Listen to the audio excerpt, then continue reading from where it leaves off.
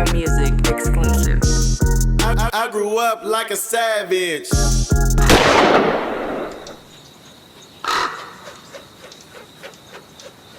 Now, I kind of want you to explain to the people because this is something that the average person won't really understand. And what I mean by that is, prior to you being a part of the equity program, usually people was taking $2,500 payments and letting people run the store. Okay. Right?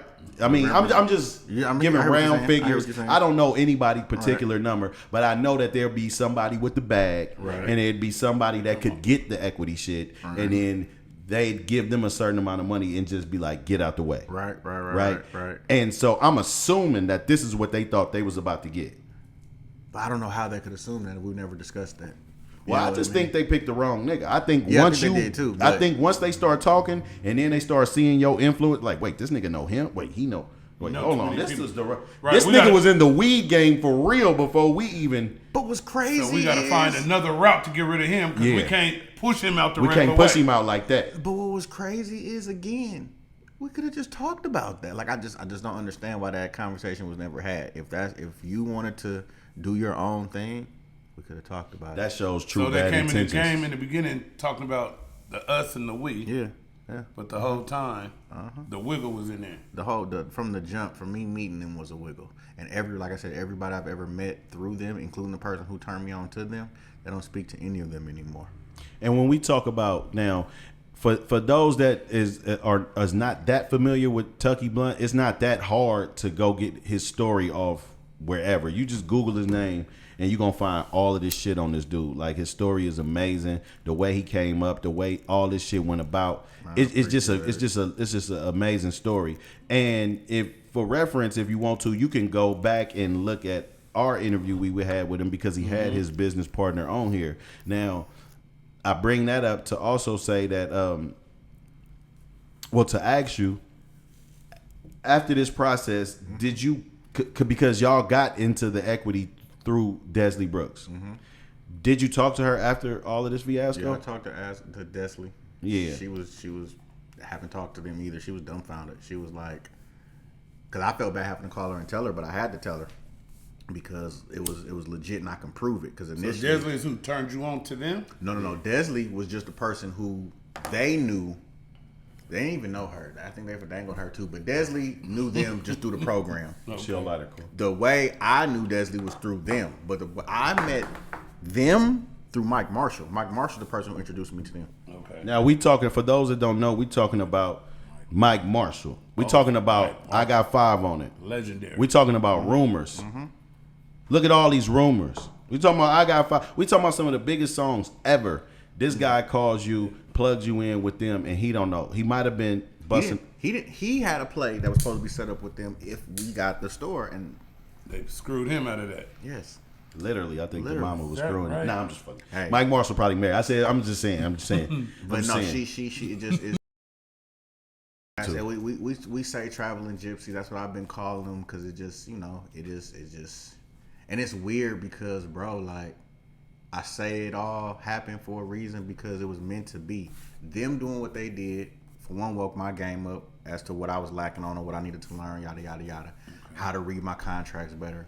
But then also it got me in a better position. Now with them going and getting her to sign off on everything, like a lot of people don't understand, she left me with like damn near $2.5 million in debt on the business.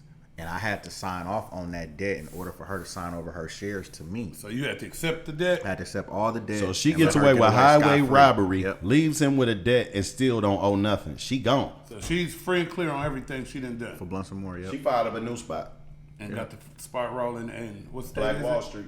Oklahoma. She got a drive-through. Just that easy. So what's crazy is, all that happened. I could have, me and my wife, we was finna buy tickets to go out there, but for what? We go to jail. Head off, we're gonna go to jail. That's question. Yep. So her new spot she fired up. Since she was already established in California, she didn't need an equity person to get that one. She was just able to use the paperwork and stuff off of this one, like we're already established. I don't even think she had to have paperwork. She can just say, look online. No, out there is kind of a free for all right now. You can just go fire one up right now. Damn right. Yeah.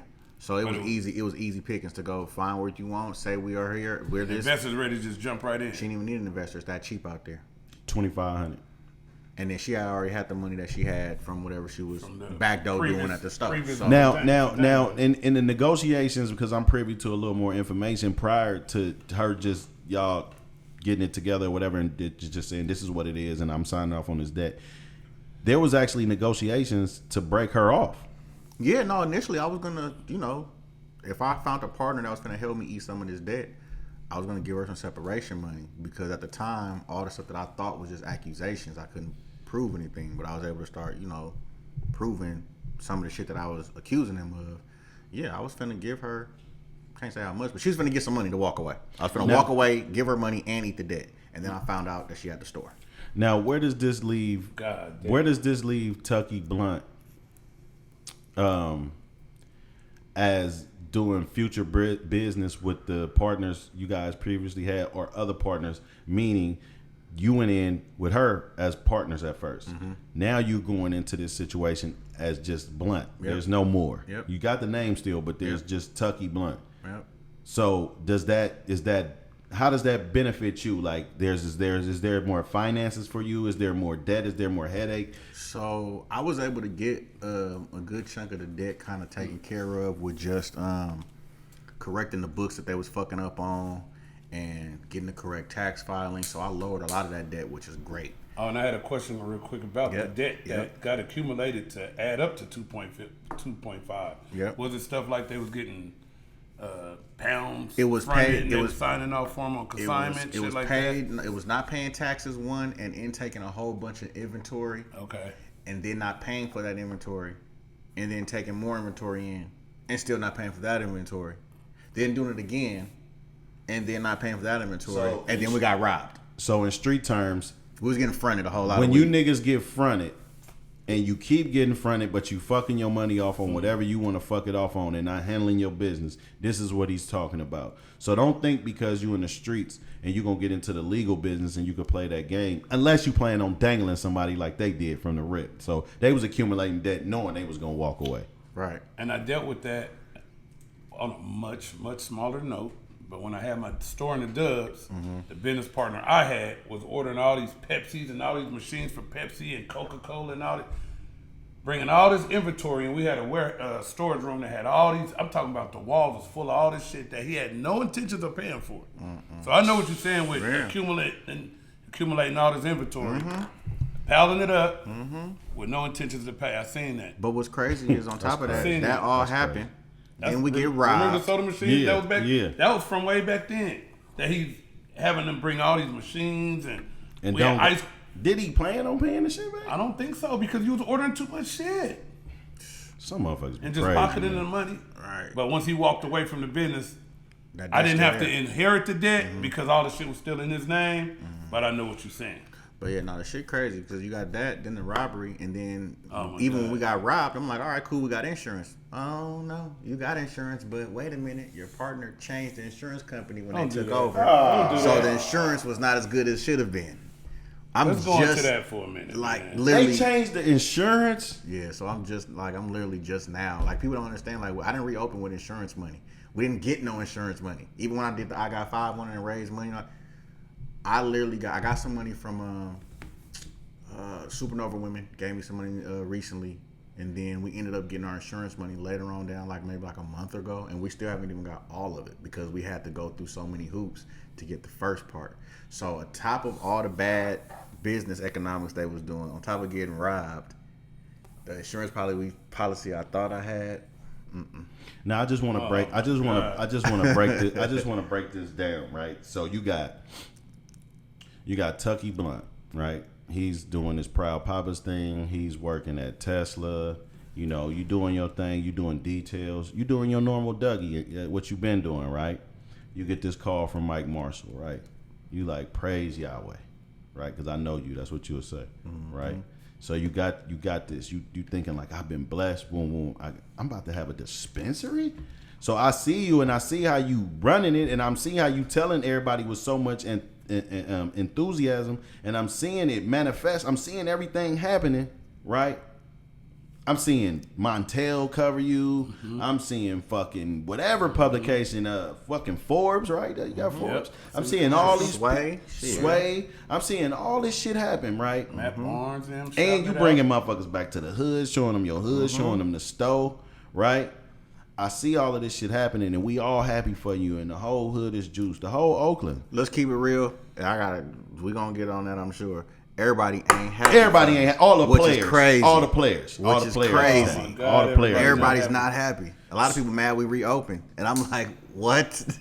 So when you got this store, we meeting your partner. I'm thinking they cool, probably just like you do, and they end up doing this terrible thing. But I just want people to try to think about how much your blessing can be a curse if you don't control the narrative.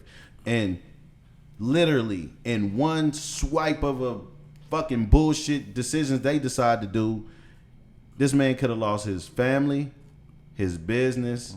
You know what I'm saying? Could have even went to jail. I mean, you giving motherfuckers sexual allegations. I mean, that's assault. You know what I mean?